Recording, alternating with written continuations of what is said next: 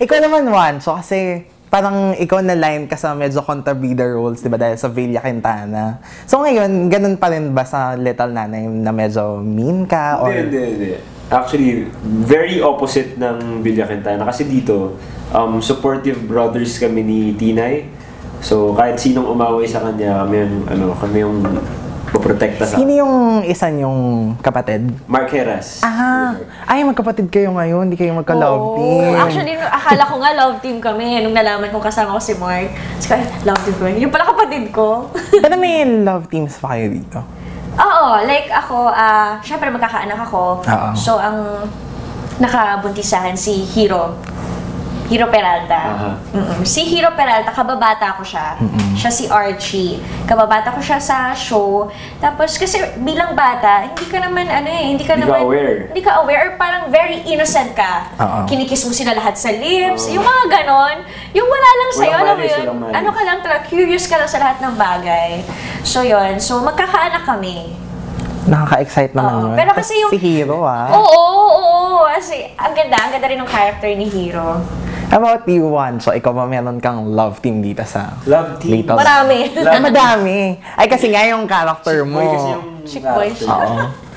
Ito rin kasi isa sa mga inaabangan ng viewers dahil you will be working with the superstar Nora Honor. Yes. So, how does... Siyempre may pressure, pero ano yung feeling talaga nung when you first learned that Miss Nora Honor will be part of the show? Ay, kinakabahan talaga ako. Nung una nga ayoko pa maniwala, uy, sure na ba yan? Ganyan. Parang dumoble yung bigat ng show sa akin. Yung hindi lang ako nape-pressure dahil aside sa telebabad siya, nape-pressure din ako dahil ang bibigat ng mga artista namin. And si Miss Nora Honor nga, ayun, talagang, ang dami na naming tapings. Pero every single scene, talagang makikita mo sa akin na kinakabahan talaga ako, nanginginig talaga ako. Tapos grabe, parang iba yung aura, iba yung environment pag nandyan siya.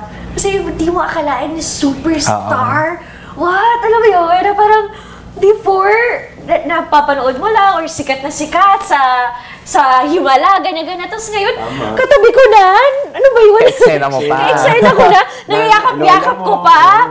Lord. As in, close, yung character niya, close siya sa family niya, siya yung lola niyo. Siya nagpalaki sa amin. Ay, naku-acceptan niyo, siyempre, di ba? So, kapag kasama namin siya, selfie kami ng selfie, video kami ng video. Uy, nahiya din naman tayo. Nahiya tayo. Pero sobrang bait niya kasi. Para siyang motherly siya sa amin eh. So, tawag na sa amin, anak. Bibigyan niya kami ng advice, gano'n, stuff. At ngayon, ang challenge natin para sa inyong dalawa ay Hangman. Madali lang naman siya. Yung categories ng inyong huhulaang words ay may kinalaman sa mga gamit na pangbata. Basta ganun, anything na pangbata. Dahil Little Nanay, di ba? Pero wala pa naman akong baby talaga. Oo naman.